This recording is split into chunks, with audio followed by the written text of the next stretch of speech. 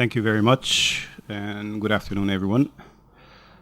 Big thanks to the Institute for Cultural Diplomacy.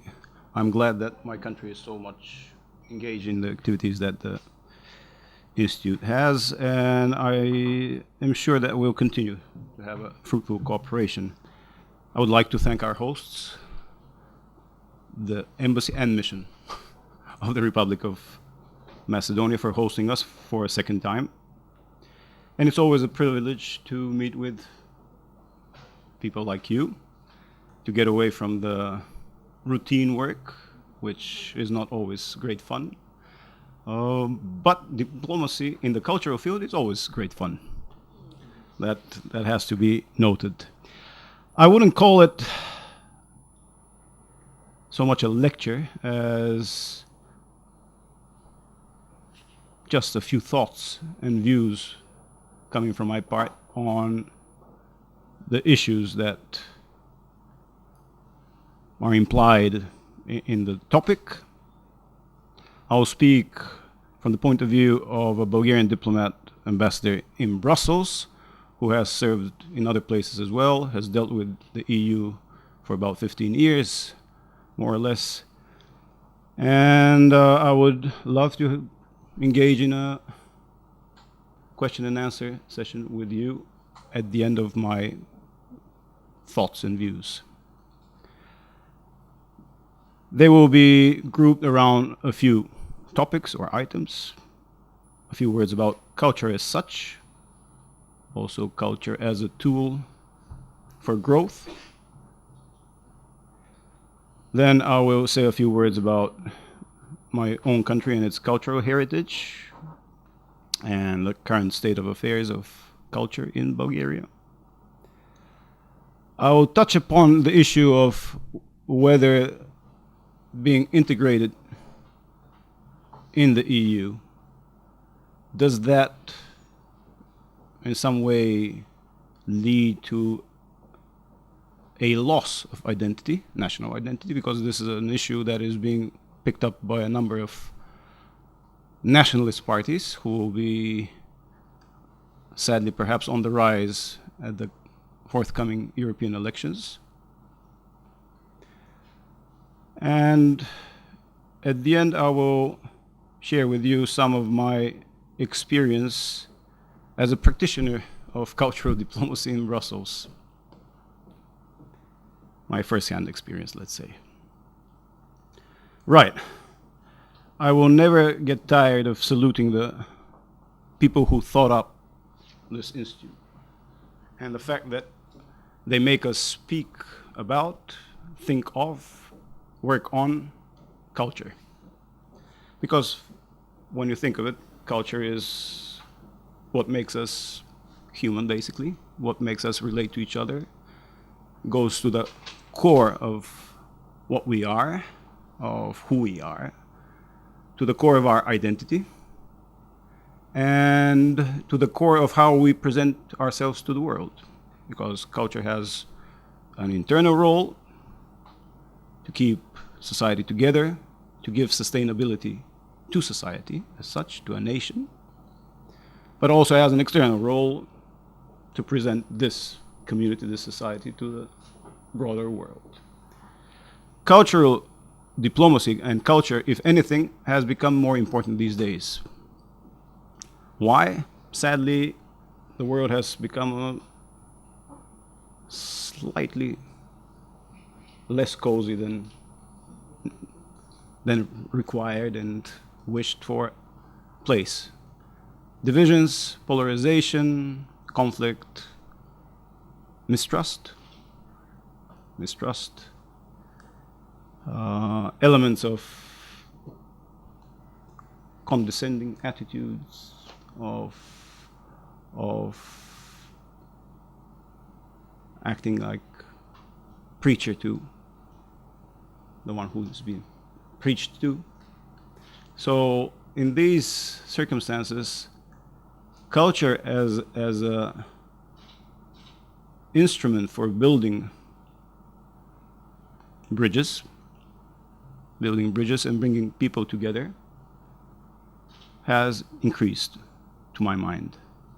That's why the fact that you are dealing with that, I find it encouraging, and I wish you, since I understand there are students, success in your studies and indeed a commitment to culture. Because you can hear from politicians, or people like me as well, not being a politician but still really linked to political affairs, you hear a lot of praise being sang to culture. But culture very often tends to be the orphan, the peripheral concern, being pushed aside by quote-unquote more pressing concerns. Having said these rather gloomy thoughts, I would say that there is light. Perhaps not at the end of the tunnel, closer. And it's not the oncoming train. I think there is a gradual realization or growing awareness that investing in culture, putting the emphasis on culture, making it a priority, is not only a noble goal, but also a very important tool to tackle the challenges that our societies are facing today.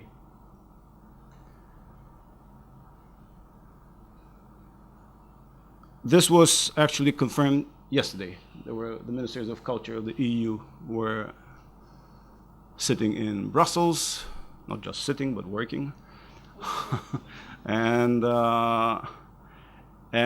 one of the conclusions that they came up with is that indeed culture is not simply a strong factor for building and consolidating identity at the national level and identity at the European level. But also it has a great potential to work as an incentive, as a driver for economic growth. And they put it down on paper, which is important. That's why I said there is a glimmer of hope and light. Things could be changing. There is greater awareness of the role of culture in general. For me, culture is definitely something that needs nurturing, working for it, and promoting it. I have a favorite TV program on Bulgarian national TV, very aptly named "The Day Starts with Culture." So early in the morning, after the current affairs programs, which are depressing in most instances, but informative, of course, then you have this wonderful show for about an hour or so, where you get to know about young artists, what's happening around the world. You have cultural exchanges, people as guests, interviews, and it's a wonderful thing. This is a case where you can say that TV is being very educational. I remember a quote by one of the Marx brothers, not Karl Marx, but the comedians, who used to say, "I find TV very educational. Whenever somebody turns the TV set on, I go to the next room and read a book." But in this case, TV is serving the purpose. It is educating and it's putting the focus on something meaningful. Here we're talking about the European Union and culture.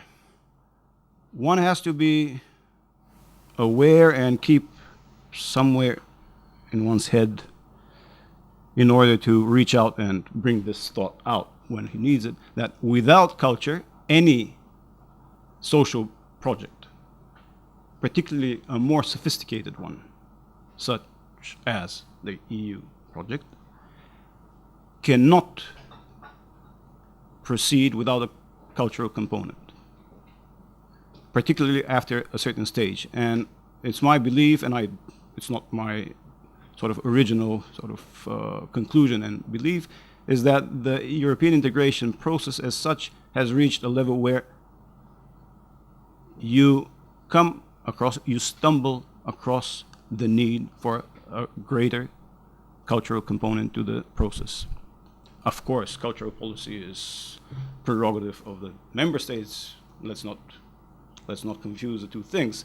But there is a careful move towards encouraging, spurring, if you wish, greater cooperation among the European countries at the European level. And they do it in a number of ways. I mean, there are programs. The programs, for instance, if you are to benefit from certain funds, you have to join up with at least 2 more European countries. Otherwise, no money. And this has worked. I can tell you from first-hand experience, well, sort of first-hand, but my sister is a film producer in Bulgaria, and she has been quite successful in organizing and setting up joint projects with people from Germany, France, Netherlands. Now they were in Sweden. So it works. It works. And I'm glad to see that it's gaining ground. This was also discussed now by the ministers of culture yesterday. So it is important that this carries on, not only for the sake of the EU, of course, it being cultural cooperation and the cultural component being a factor for the sustainability of the project, but also it is vital for the EU in its relations with the outside world. The world is very globalized, as you know. Everything becomes national, becomes international. You're in contact with the world all the time. And the EU, for whatever it's worth, and I believe it's worth a lot, is being looked up to, is being sought. The European cultural product has a good renown in general. It is interesting, it's innovative, etc., etc. Well, you can criticize it here and there, but in general, European culture and art are fairly popular, and I believe they will stay so.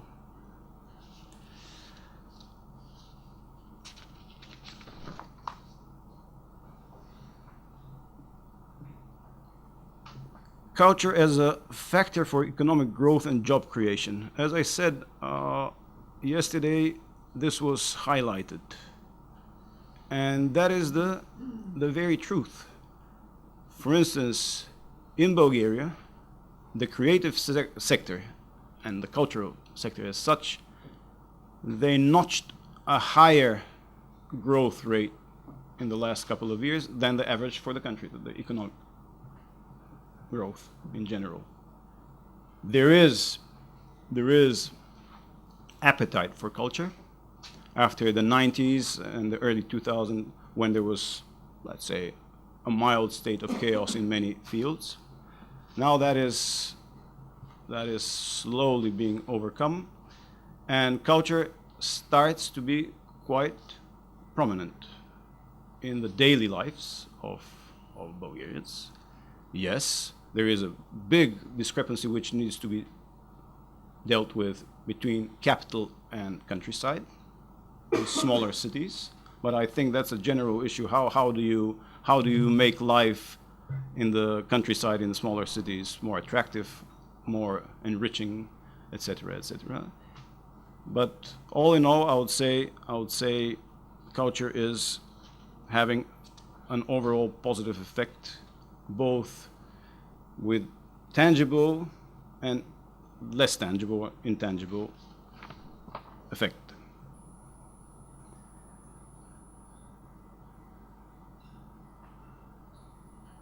Bulgaria. Mr. Mark Donfried disappeared. I was about to present him with a book, but I'll present him when he comes back. Bulgaria is a country, I'm sure many of you know, there he is,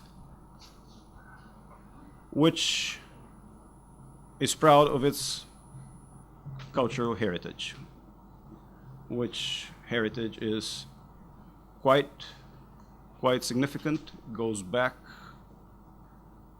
way back in the past. Bulgaria as a state, by the way, was set up in 681 AD, so we're a fairly old state. I will not be tempted to say one of the oldest, but fairly old state. And we have kept the name Bulgaria, by the way. So we have a nice treasure trove back home. Sometimes, maybe because we sit on it, we don't see it. We have started to become more aware of the treasures that we have, and we have started to use them to get our country more known, A. B, to get people to like our country more and have a better image of the country. Culture serves all these purposes quite well. Because I would be honest with you, knowledge of Bulgaria, where is it? Basically, at the post office, I remember that they kept saying, is it in the EU, in Europe, or do I have to put on a stamp with a greater value? So there is relatively less knowledge about Bulgaria, and then the knowledge is sometimes of mixed nature, positive and negative, because of certain aspects which sometimes do occur in other nationalities and other national communities, but with some, I would imagine, the frequency of negative events is either frequency is higher or the press coverage is also higher of those negative events. So we have a job on our hands. Use our culture to promote Bulgaria, to show that it's on par with the other European countries, with the countries in the world in general. And I must say, I think I highlighted this aspect last year as well, that under the present conditions, when Bulgaria is not the most affluent, the richest society in economic terms in Europe, culture in a way makes up for this lack of success in the economic field, because culture helps others see and relate to Bulgaria, and culture gives us breathing space to catch up on the economic front. Because culture is, when it's of quality, of course, and with talent, is something that people appreciate and seek.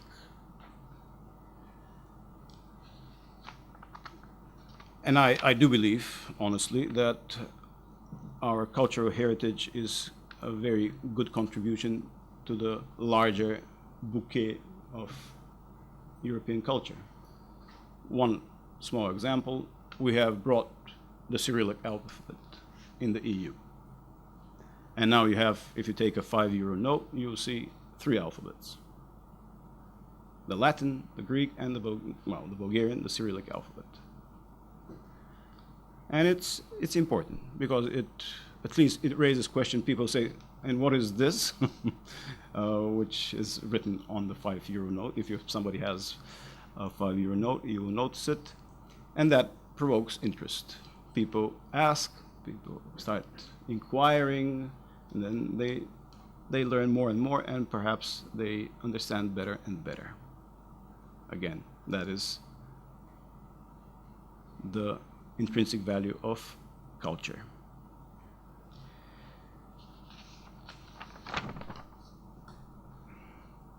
Let me say a few things about the relationship between national and EU. Well, not EU, but European identity. Because it is a matter of discussions. A number of nationalist and populist parties have raised the issue that somebody is we are basically disintegrating our national identity in this vast, faceless, soulless, etc. Europe. I do not believe it. I don't believe it. Quite the opposite. Quite the opposite. I can say that for Bulgaria, accession to the EU actually improved the circumstances to preserve and consolidate Bulgarian national identity. You preserve it, and I think that that's the goal of all the documents that the EU produces with such gay abandon sometimes. Not to harmonize identities, not to homogenize the cultures of the member states, but reinforce them and keep the diversity, because the diversity is, after all, a richness. It shouldn't be viewed as a divisive factor, divisive circumstance. People try to use them. These are the people that are trying now to convince other people to vote for them in the European elections. People who are fans of the us and them formula. We're all one, we are different. We won't change, by the way. You change to some extent, but deep down you will stay what you are, and people stay what they are. You can see that. Even when they drink a lot, they still are what they are. It's not an equalizer. There are specificities. I will share with you something which struck me. I don't know what word to use, but it happened the other day. I regret that my colleague Lazar, the Macedonian ambassador, left, because it happened to him and our Montenegrin colleague. There was a seminar, a colloquium,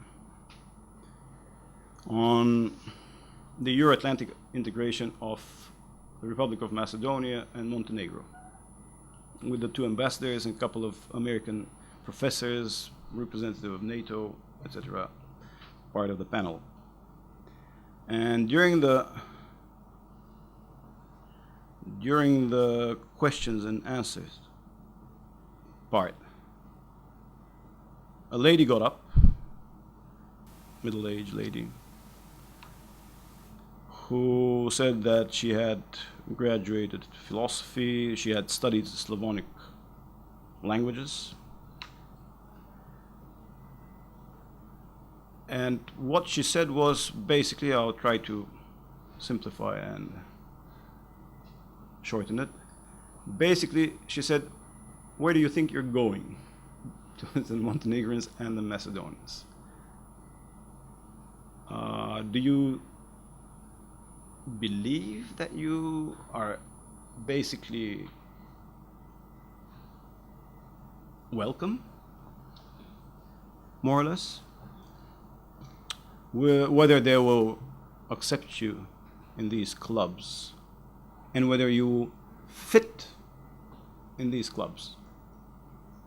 Now, I have read quite a few pages on these issues ever since we started our road to the EU and NATO in the early 90s. And I have seen it, that you are being identified in a negative way, that you are Slavic, because she said it, you are Slavs,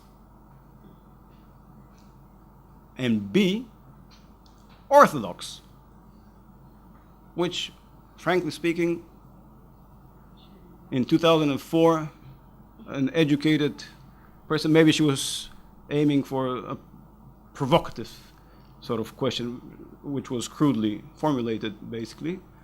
But that was the gist of what she said. And I think I have to admit, my deep feeling is that this kind of thinking, of perception, is there. Regardless of the fact that in the EU now you have a number of Slavic countries, you have a number of Orthodox countries, you have Orthodox and Slav, non-Slav Orthodox. Still, it is the Catholic and Protestant Western Europe and Eastern Slavic Orthodox others. If you look at some of the chronicles of the Crusades, I bought a book at one of the antique shops here, book by a French historian, and he describes and he quotes travelers who went along with the Crusaders. And when they get to Serbia and Bulgaria, what they saw was basically what the lady said. Yeah, they're even Christians, but there's something suspicious about the whole thing. They're different. And the description of the people is, it's not one of open hearts and minds. Let's say it like that. So this is something which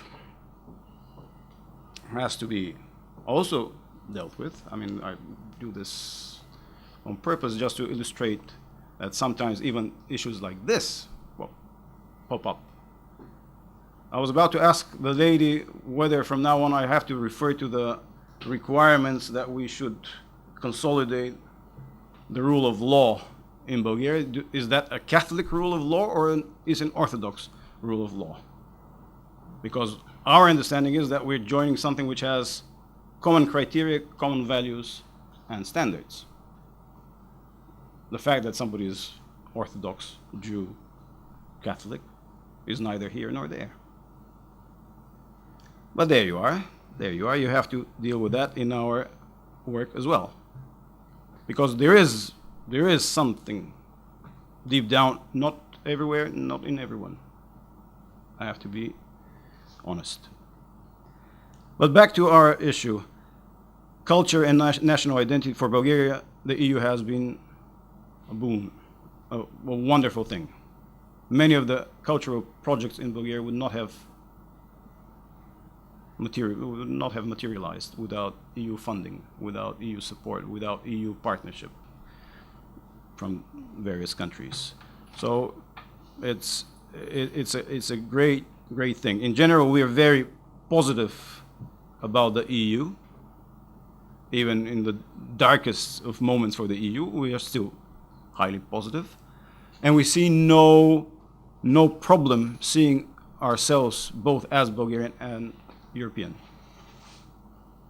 We don't see any tension between these two, national and European.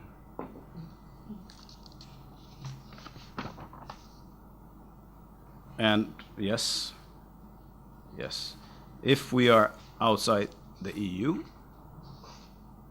I would imagine our national identity would be more fragile and vulnerable.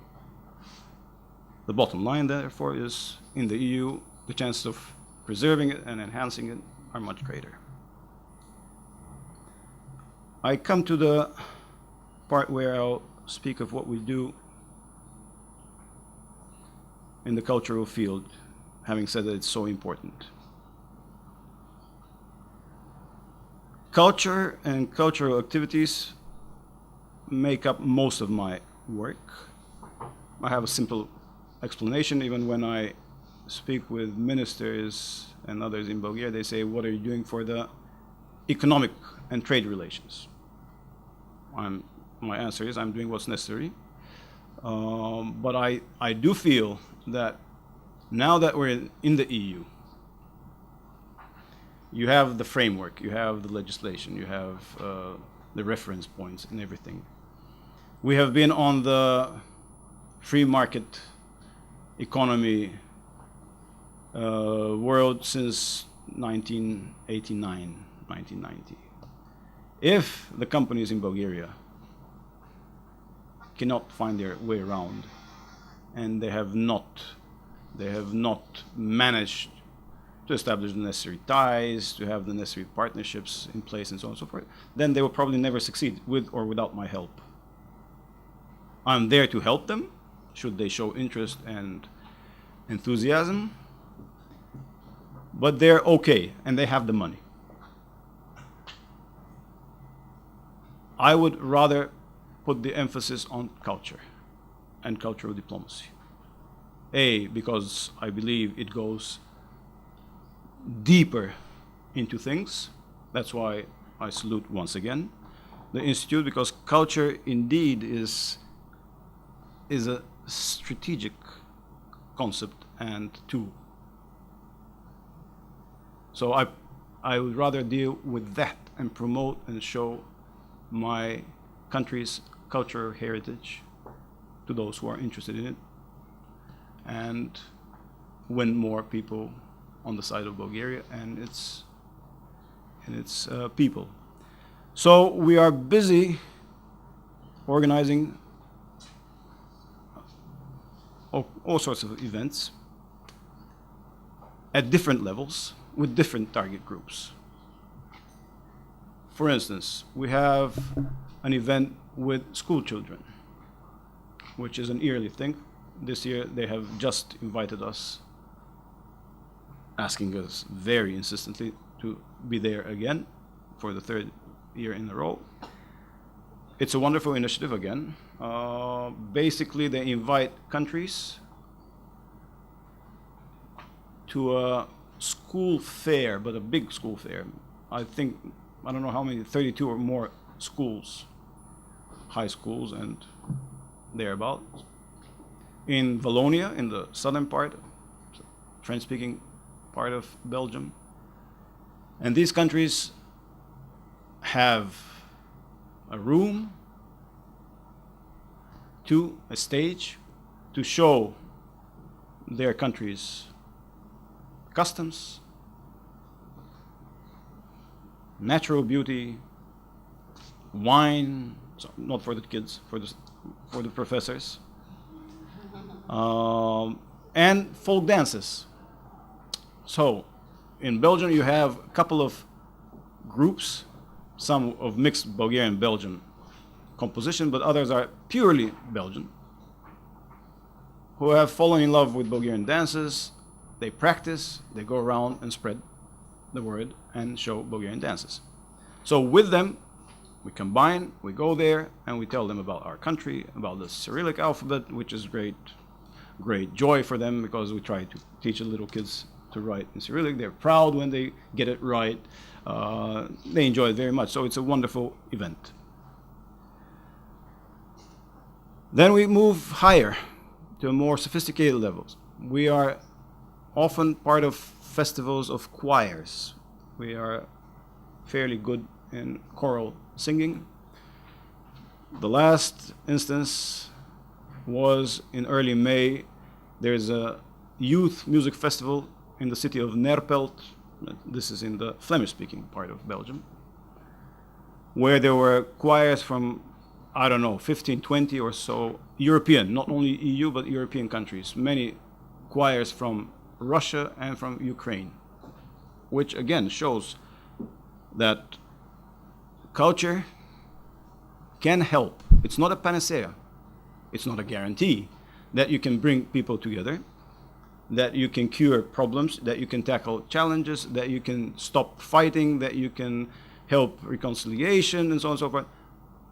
But I think it's a fairly good chance that you succeed through culture to achieve all of that. You have a fairly good chance. Yesterday, we celebrated the 100th anniversary of one of our great opera singers, Boris Christoph. Very large crowd. He's a bass, one of the big basses of the second half of the 20th century, with a very mixed CV. Born in Bulgaria, lived in in Italy, then moved back, tried to move back in Bulgaria. The then regime didn't allow him. He tried to go to the States. They didn't allow him because he was a national of Bulgaria, which was a communist state. And you can imagine, poor guy, how he felt, but he always stayed Bulgarian, and he was proud of it to his last days in 1993. So that was a big event last night. The 24th of May, in a few days, is one of my favorite Bulgarian national holidays. It's the day of the Bulgarian culture and education and Slavonic script, or Bulgarian alphabet, or Cyrillic alphabet, whatever you want to call it. A wonderful time to show young, talented people and from Bulgaria and their art. We will be doing that on the 24th. I'll be happy to open the exhibition to our friends. And again, among those who are coming, it's a Saturday, by the way, Saturday, and the people who have confirmed include ambassadors of countries which, I don't know why they're so keen, but they have somehow been tickled into coming and seeing this on Saturday. So we'll be with them. We just opened an exhibition on Bulgarian folklore, motives at the European School of Brussels. You see, we're trying to target the groups which matter most, the young ones, and the educated ones who would spread the word further on. Sorry. So this goes on, and I must say that it occupies most of my time, but it's the most pleasant time, because it is rewarding, it's gratifying, it's fun dealing with the artists. They're less like us, let's put it that way, without saying who we are and what we are, but they're less like us, they're different in the sense. They're more flexible in many ways, and they can allow for greater creativity. We are bound by duty sometimes. No matter how we try, there are certain limits that you have to respect. With them, you can hear a different view, particularly some of them, very different view, which generates in your own head thoughts, ideas, enthusiasm, because they're usually very enthusiastic. So it is, as they say, culture has a very high feel-good quotient. You feel fine after you've done something with artists and the field of culture. It's nice. And by the way, since you're in Brussels, Brussels has evolved a lot. The capital of the EU, so on and so forth.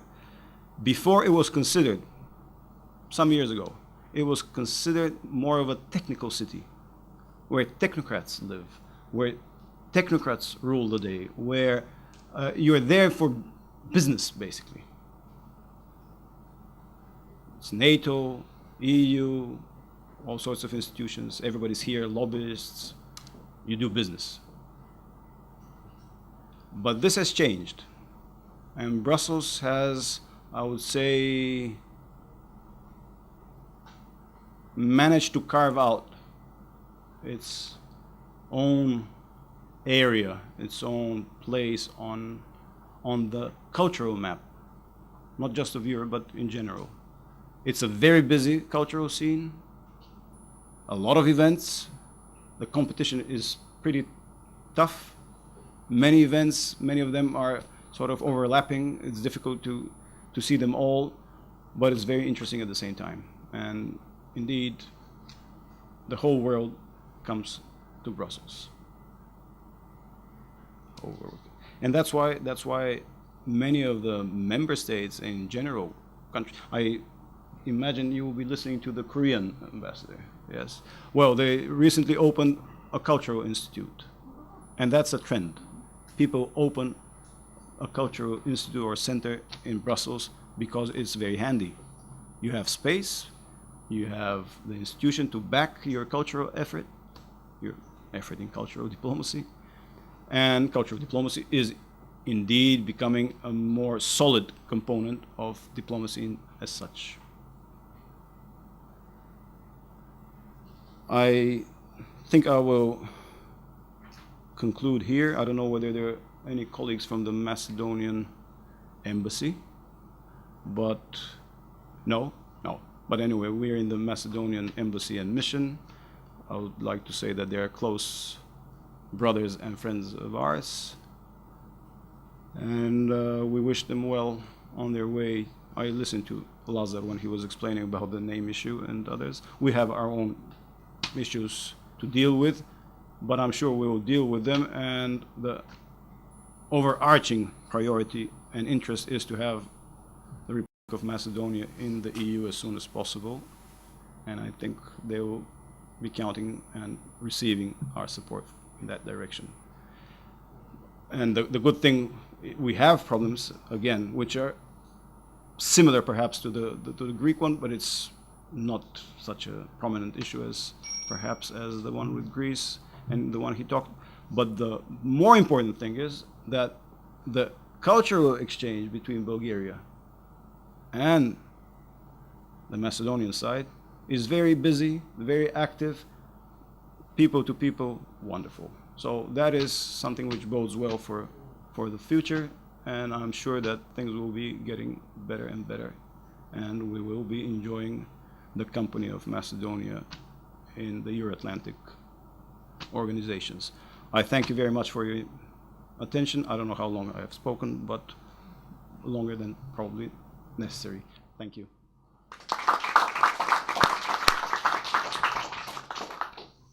Thank you very much, Your Excellency, for a very thoughtful presentation, which I think we'll appreciate it. Let's take some questions and some comments.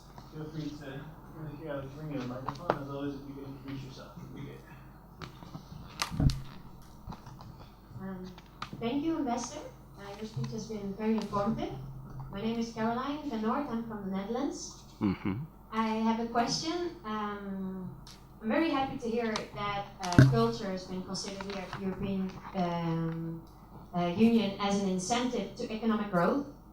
However, with this crisis currently, there is less money budgeted for the Ministry of Culture, unfortunately. A lot of institutions, for example, in Holland, are facing a lot of problems to continue. And if you're outside these institutions, it's even more difficult. To what extent can the European Union be a role model to give funds to start cultural initiatives? So in what way can it be a role model to make it a little bit easier? Because there's obviously, it's not so easy to get an EU grant to start a cultural initiative, which, for example, me would love to do, but I see challenges with this. Thank you for answering.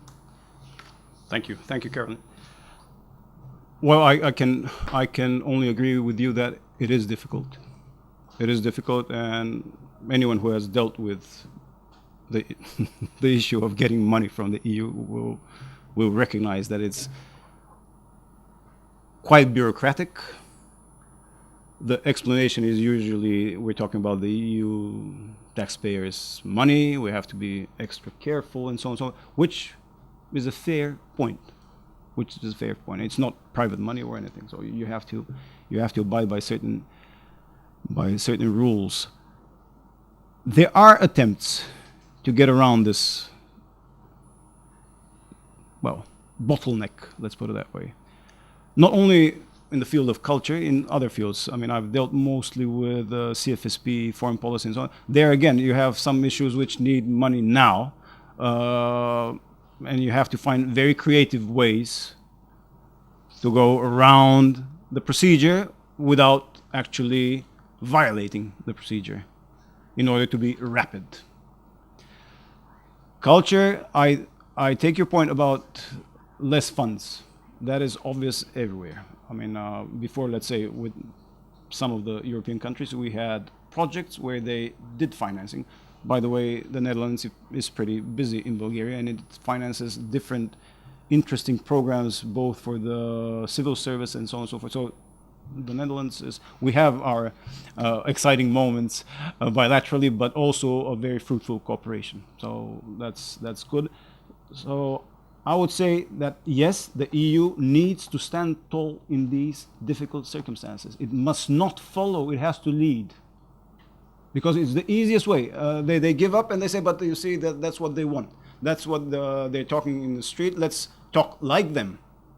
No, you don't talk like them. You talk the way you should talk. You don't hide behind the others. You talk the way you should do things and lead the way, including culture. That's why I was heartened yesterday when I was reading the conclusions from the Minister of Culture event.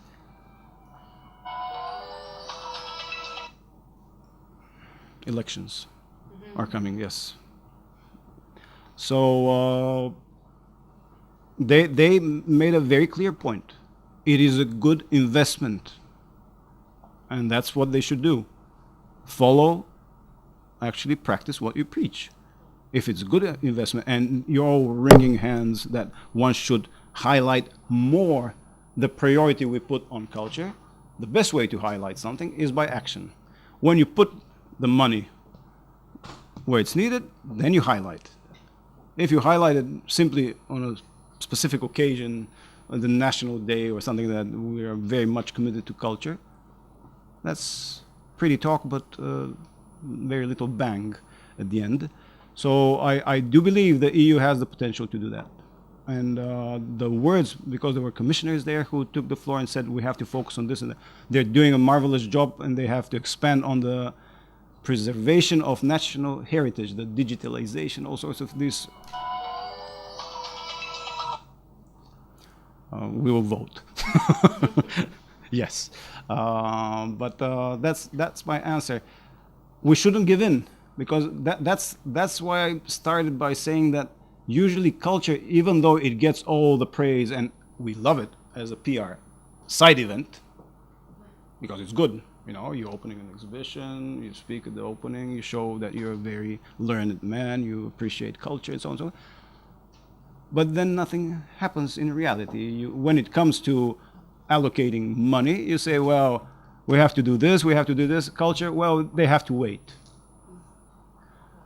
I say this, but I have to open brackets and say that we shouldn't be too tough on our governments or on the European Union as such,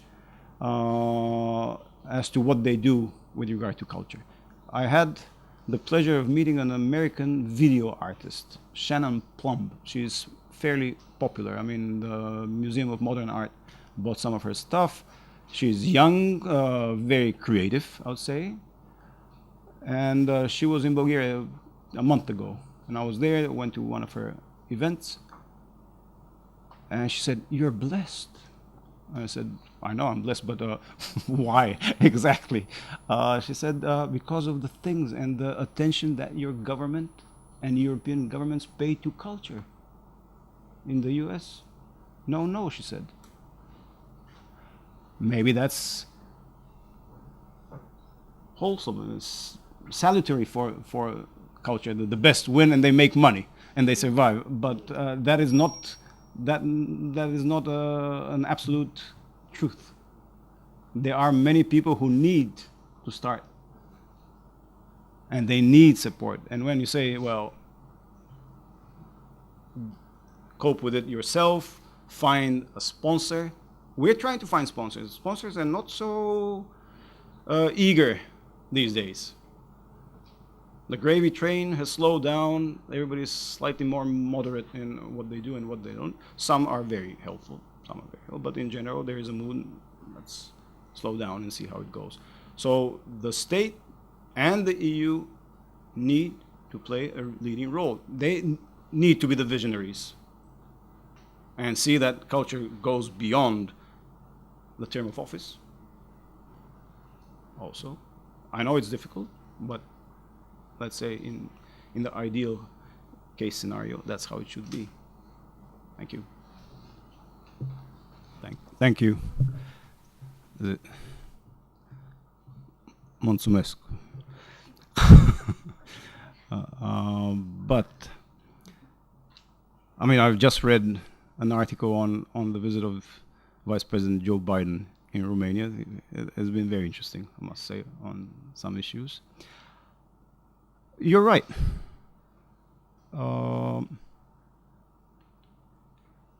We are being criticized.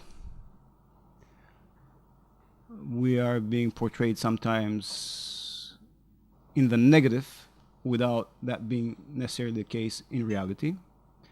And that's what happened in the UK when they started this campaign against the immigrants from Romania and Bulgaria. I say Romania and Bulgaria because Romania is always slightly bigger as a country and the population.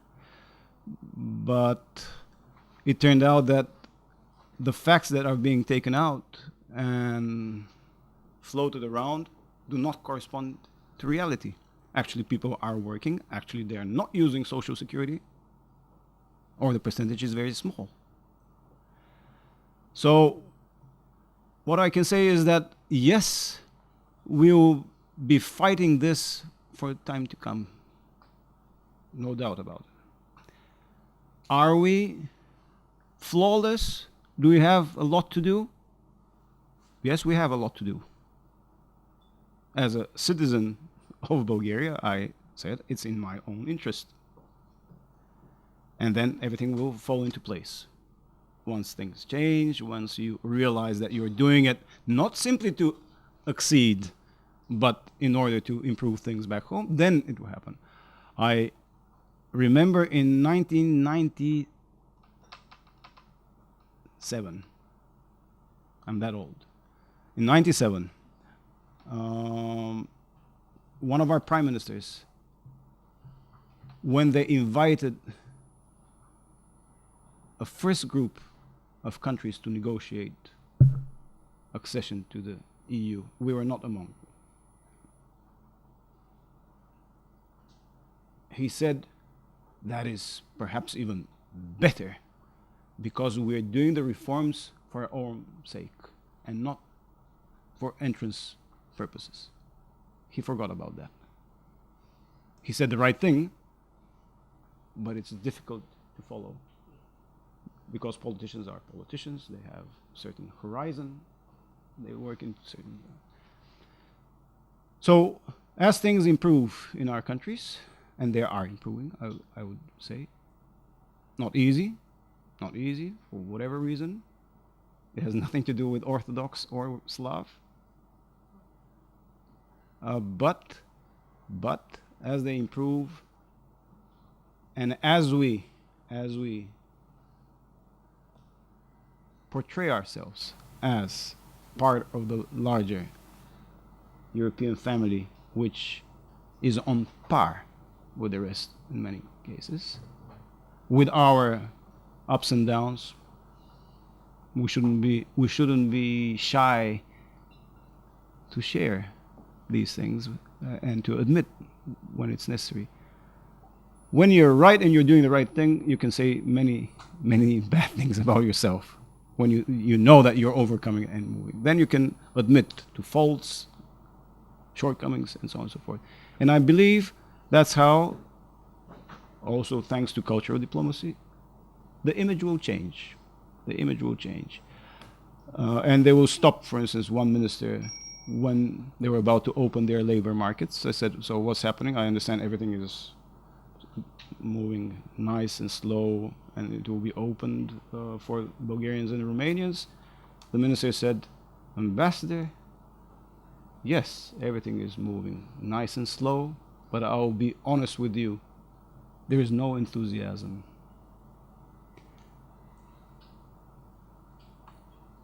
Well, I said, there are many things we do without enthusiasm. But if you do the right thing, perhaps the enthusiasm will one day appear and you will be justified in what you have done. Well, this is a very important aspect of dealing with migrants, yes. All the hardship and detachment from your roots and from your place, it can be indeed stressful, and it kills you, basically. one way or another. Here we had a wonderful initiative by one of the prisons in Belgium.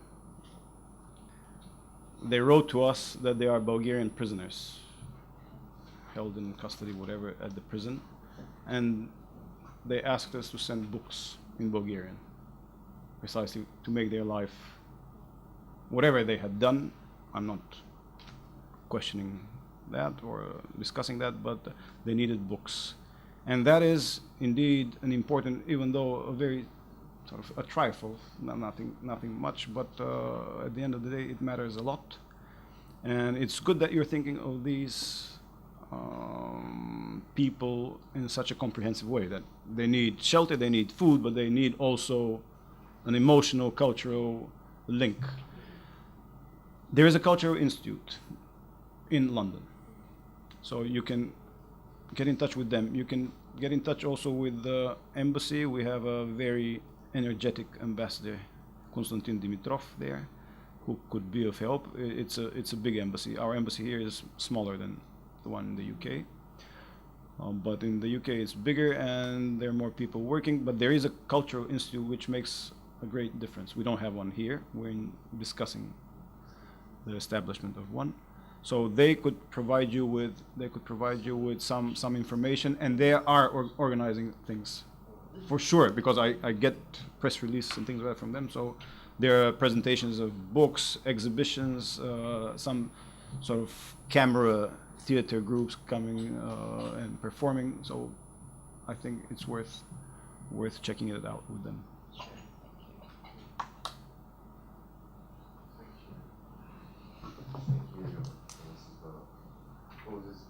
I guess there are no questions on this, and maybe you can thank you first for the presentation.